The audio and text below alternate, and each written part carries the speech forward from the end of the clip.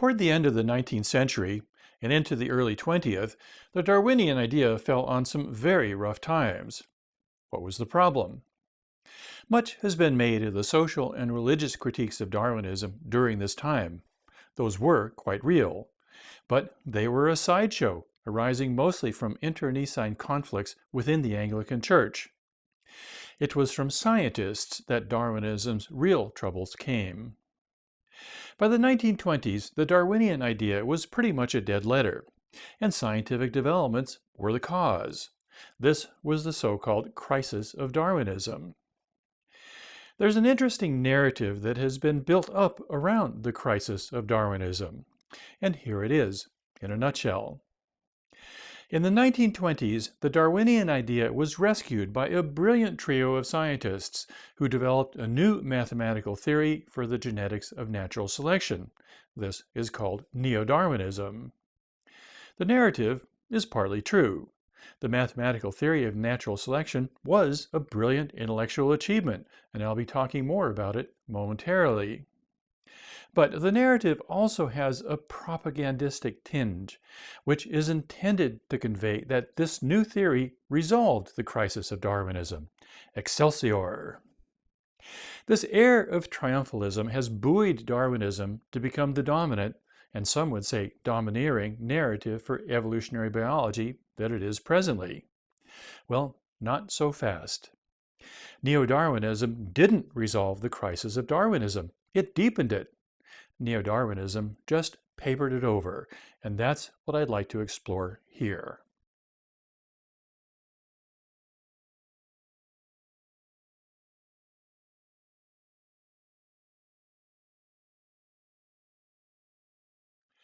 Since the 1880s, the overarching theme of biology has been a quest to understand the material nature of heredity. We've already outlined some of the questions that had to be answered on that quest. Just what were those particles of heredity that everyone was talking about? Where were they located? How did they behave? And how did they convey hereditary memory from generation to generation? The crisis of Darwinism came about because the scientific answers of the time were leading the quest away from conceptions of heredity that Darwin considered essential to his idea of natural selection. Darwin, you'll remember, had outlined his own theory of heredity that could account both for the transmission of determined traits in the form of hard inheritance and the transmission of adaptation in the form of soft inheritance. Darwin's trouble, and everyone's trouble at the time for that matter, was that nobody really understood the nature of heredity. What exactly was hard inheritance? And for that matter, what was soft inheritance? The science of the time was developing a pretty good conception of hard inheritance. Soft inheritance, that is, the idea that adaptation in an organism's lifetime could be passed on to its descendants, not so much. Because Darwin's Darwinian idea, classical Darwinism as I've called it, depended upon soft inheritance, Darwinism lost support. So what were the scientific issues that cast Darwinism under a cloud? The quest for the nature of heredity had to work out several paradoxes, and the answers were hard-won and slow in coming. Take, for example, the very idea that heredity was carried on particles as opposed to some kind of hereditary fluid. Okay, just where were these particles of memory located within the cell? Shouldn't we be able to see them? Answering that question was hampered by the generally poor optics of contemporary microscopes, and it was not until the 1880s that the optics improved sufficiently to resolve details of the cell's internal structure. Only then could August Weismann, a German embryologist, establish that the particles of heredity had to reside on chromosomes within the nucleus. Even then, he still couldn't see the actual particles. He could only infer that whatever the particles of hereditary were, they had to be carried on the chromosomes. Weismann also established the concept of the germplasm, a parcel of heredity that was transmitted from generation to generation, and we'll be coming back to this in another lecture. Okay, let's go back 30 years to the 1850s, when Gregor Mendel carried out groundbreaking demonstrations that heredity was in fact particulate. His was a brilliant achievement. Yet he published his experiments in a local journal that did not enjoy wide circulation. Consequently, few people at the time, including Darwin himself, were aware of Mendel's work. Pity, Darwin could have used it. But back to Mendel.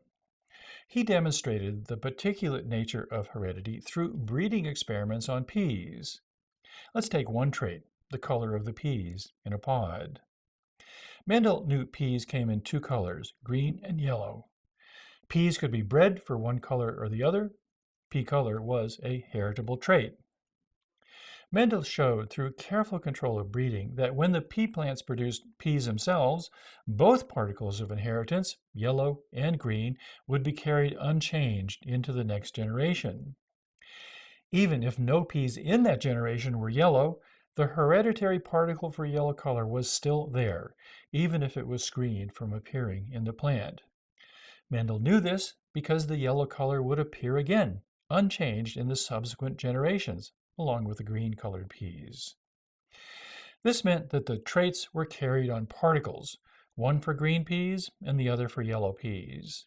In short, inheritance was carried on immutable atoms of heredity, as they came to be called. Mendel's work was rediscovered in the early 20th century by the Dutch botanist Hugo de Vries, who was interested in how particles of heredity behaved in populations of organisms.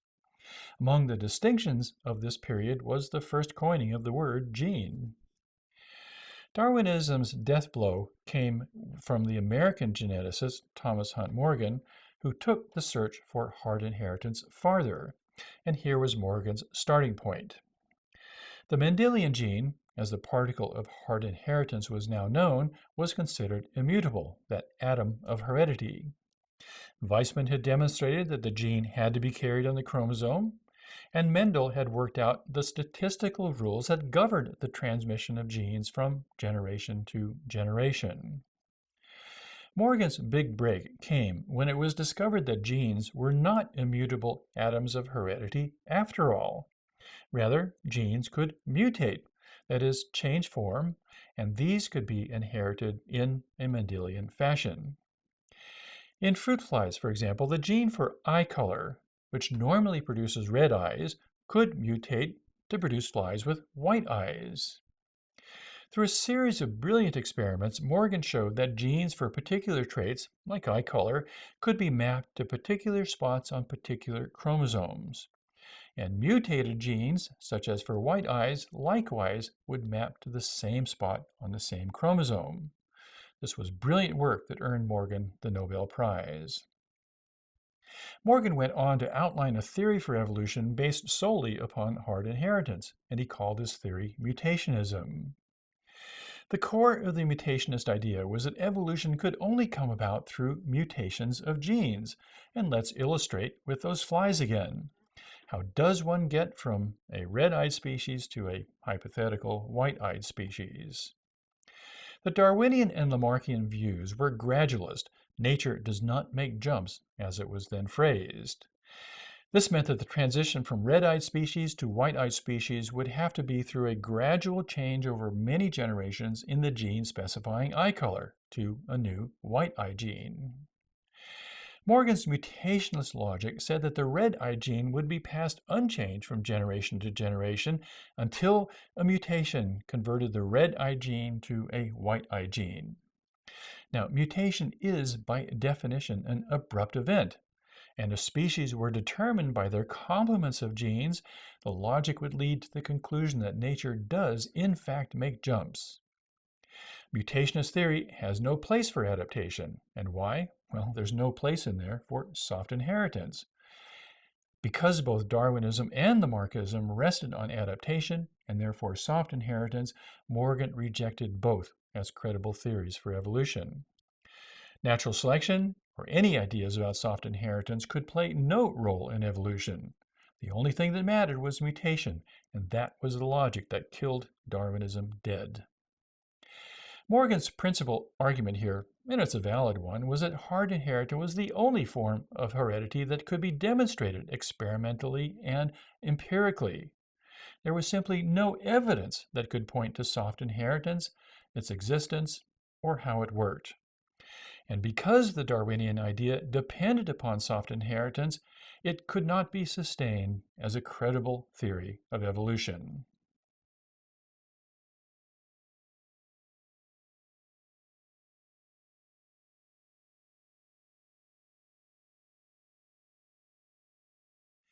In the 1920s, a rescue came to pull Darwinism from that wreckage.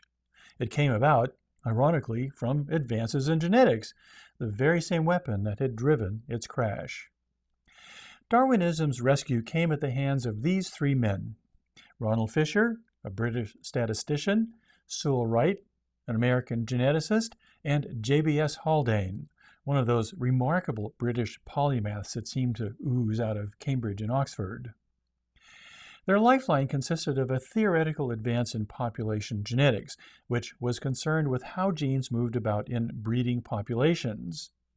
The gene pool was the conceptual arena where populations of genes resided. Let's illustrate this keeping with fruit flies, some with red eyes and some with white eyes. Both eye colors are specified by two alleles of the gene for eye color, one for red eyes and another for white eyes. We can represent the population mating as all the flies throwing their alleles into this gene pool where they can combine to produce the next generation. If we count all the alleles present in a population, we can calculate the proportion of each allele.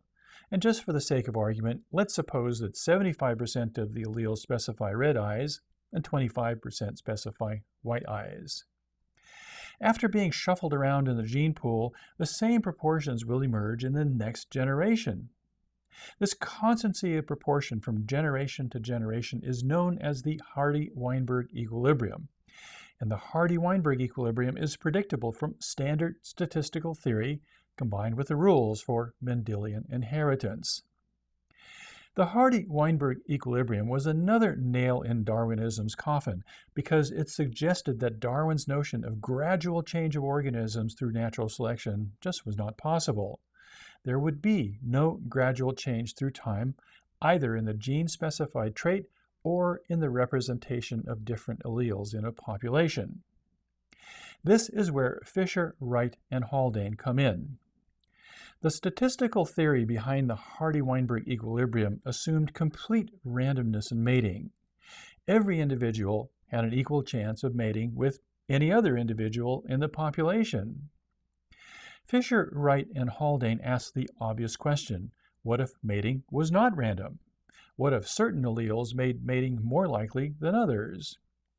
Suppose, for example, the red eye allele starts off at 50% of the population and the white eye allele also starts at 50%. Suppose now that the red-eyed flies have only a 40% chance of mating, and the white-eyed flies have a 60% chance of mating. In other words, the white-eyed flies are more fecund than the red-eyed flies. And over generations, the proportion of white-eyed alleles in the population will increase, leading to a greater proportion of white-eye alleles, not the same. From there, it's a short leap to a seeming vindication of the Darwinian idea. This bias in fecundity mimics Darwinian fitness, and survival in the struggle for existence was central to Darwin's idea. Wright, Fisher, and Haldane had demonstrated mathematically that evolution was consistent with population genetics after all. Evolution, that is, as long as evolution is defined as change in a population's gene frequencies over time. In reconciling Mendelian and population genetics with natural selection, Fisher, Haldane, and Wright pulled off one of the greatest intellectual achievements of the 20th century. It also is the core of the modern Darwinian idea, namely evolution by gene selection. However, let me introduce a fly to the ointment. Keep in mind that this brilliant achievement was all based upon hard inheritance. No place for soft inheritance in there.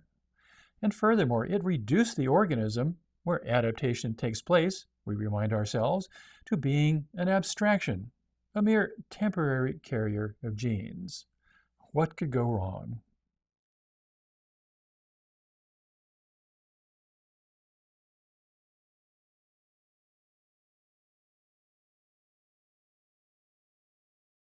Fisher's, Wright's, and Haldane's rescue of Darwinism was based solely on hard inheritance, that is to say, genes, at least as they were conceived at the time.